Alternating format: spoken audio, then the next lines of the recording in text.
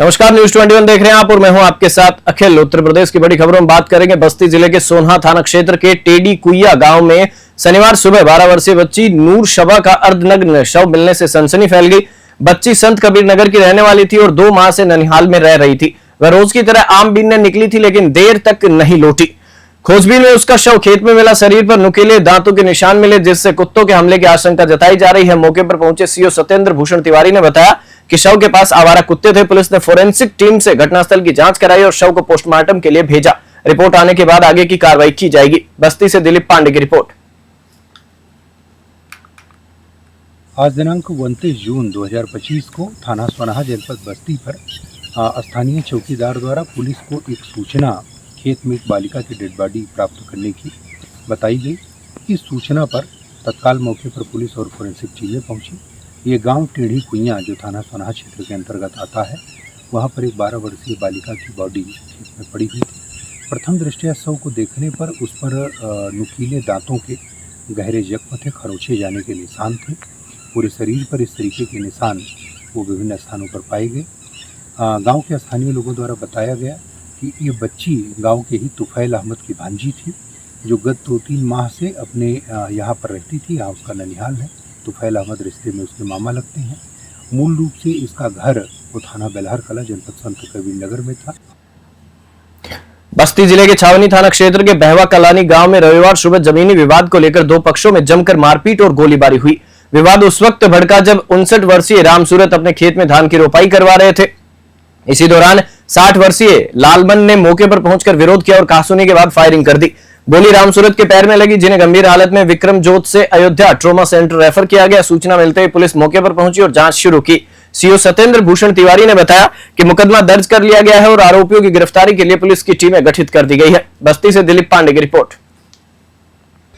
आज दिनांक 29 जून 2025 को ग्राम बहवा कलानी जो थाना छावनी जनपद बस्ती के अंतर्गत पड़ता है, वहाँ से पुलिस को जरिए पीआरबी एक सूचना प्राप्त हुई कि बहवा कलानी गांव के रहने वाले रामसूरत तिवारी और उनके सगे पटीदार लालमणि तिवारी को लेकर एक जमीनी विवाद में आपस में विवाद हुआ, मारपीट की घटना हुई। और उस संबंध में रामसूरत तिवारी जो थे, उनके पैर में वो फायर आर्म इंजरी हुई। तत्काल उनको हॉस्पिटल भिजवाया गया, जहाँ पर मौके पर उनकी हालत स्थिर है, सामान्य है। चिकित्सकों के अनुसार वो खतरे से बाहर हैं। इस संबंध में विवाद की वजह लालमणि तिवारी के साथ एक ज़मीन की रंजिश को लेकर बताया गया। चूँकि आपस में ये लोग सके पटीदार हैं, इसलिए इनमें ज़मीन बंटवारे का विवाद भी वो माननीय न्यायालय के अंतर्गत विचाराधीन है।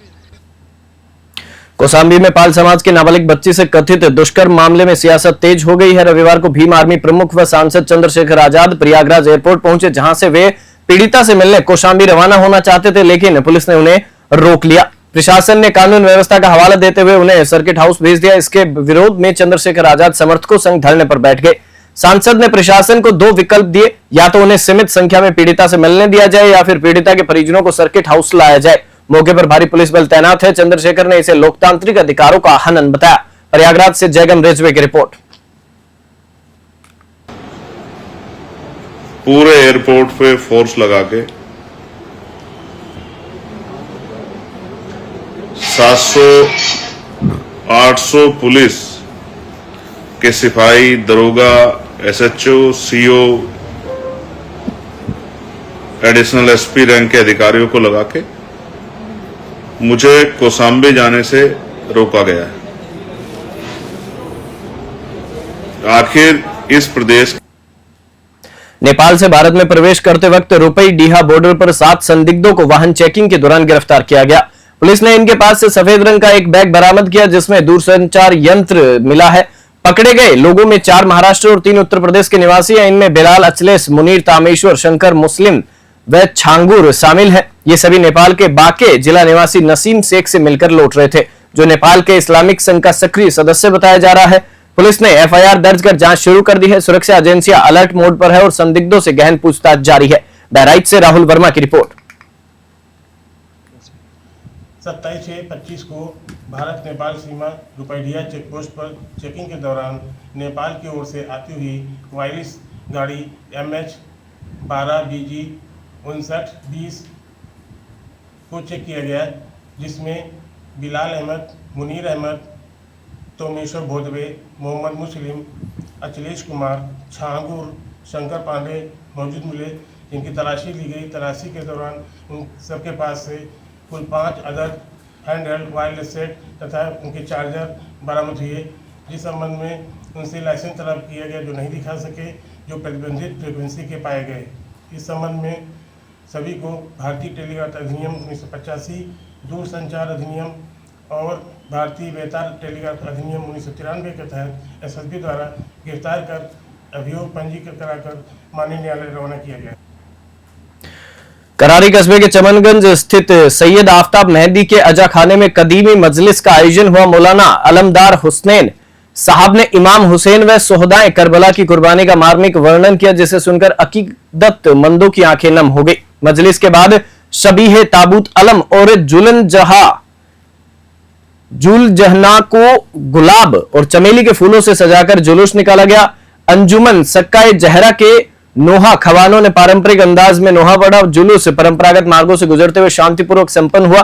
स्थानीय चेयरमैन शमशाद बख्श, मेहताब चौधरी व सज्जाद मेहंदी समेत करारी पुलिस का सहयोग सराहनीय रहा। कौसाम्बी से जयगम रिजवी की रिपोर्ट।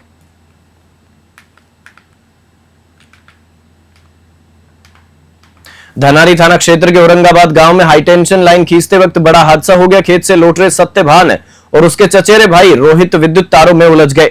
मशीन ऑपरेटर द्वारा अचानक तार खींचने से दोनों ऊंचाई पर जा फंसे और फिर नीचे गिरकर गंभीर रूप से घायल हो गए। उन्हें बहजोई अस्पताल ले जाया जा रहा था, लेकिन रास्ते में ही दोनों ने दम तोड़ दिया। परिजनों ने मशीन ऑपरेटर पर लापरवाही का आरोप लगाते हुए कार्रवाई की मांग की है। पुलिस ने शव पोस्टमार्टम को भेज दिए हैं। संभल से सोनू वार्षणे की रिपोर्ट।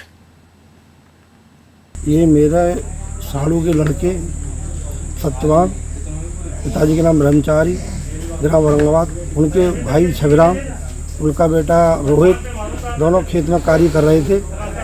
एकदम बारिश आने के कारण वो गांव की तरफ भागे। वहाँ उनके खेत में एक खम्मा जो बड़ी लाइन का काम कार्य चल रहा है, वहाँ एक मशीन जो ऑपरेटर है उसकी लापरवाही की वजह से उसने तार ऊपर को खींच लिया। उसको जानबूझ के उसने नीचे को तार नहीं डाला, इस कारण मृत्यु हो गई। बुलेटिन में फिलहाल इतना ही। आप देखते रहिए न्यूज़ 21।